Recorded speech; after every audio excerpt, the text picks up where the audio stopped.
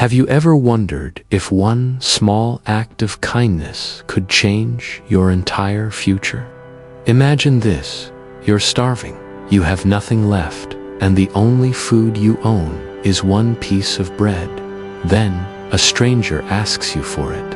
What would you do? Today's story is about a poor man who gave away his last bread, never knowing that his decision would rewrite his destiny. There was once a man named Rahim who lived in a tiny village. Life had never been kind to him. Every day he woke up hungry, went out searching for work, and most nights he went to sleep with an empty stomach. His small, broken hut was all he had, and sometimes even finding clean water felt like a struggle. One particular evening, Rahim managed to get a single piece of bread from the market. It wasn't much, but for him, it was everything. He sat down on a stone by the roadside, ready to finally eat after a long day.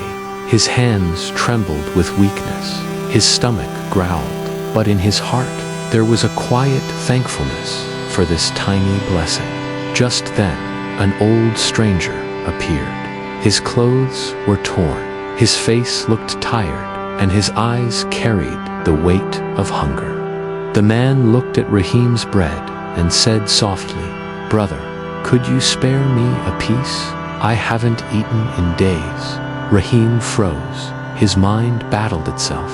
This is my only food. If I give it away, I'll have nothing tonight. But look at him. He's weaker than I am. He might not survive without it. His heart beat faster. His stomach screamed for food. But his soul whispered, "Do the right thing." And so, Rahim broke the bread in half and offered it. The old man shook his head. "I can't take half. If you want to give fully." Rahim's hands tightened around the bread. His throat felt dry. He thought of his pain, his hunger, his loneliness. But then he looked at the stranger again. Something inside him said, "Kindness is never wasted." With tears in his eyes, Rahim gave away the entire bread. The old man smiled, took the bread gently, and said, "You've given me more than food today. You've shown me honesty, discipline, and compassion that is rare in this world." Rahim bowed his head. "I don't know what else I have to give." The man stood straighter now, and his voice grew stronger. "You don't know who I am, do you?" Rahim looked confused.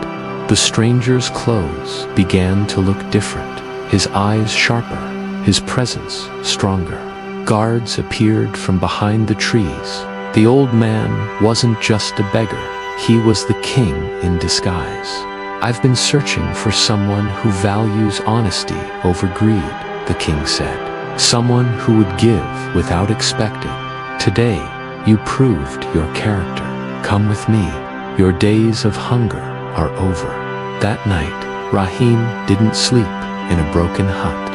He slept in the palace, not as a servant, but as someone the king would trust forever. His life changed, not because he chased wealth, not because he had connections, but because he chose kindness over selfishness. Here's the lesson.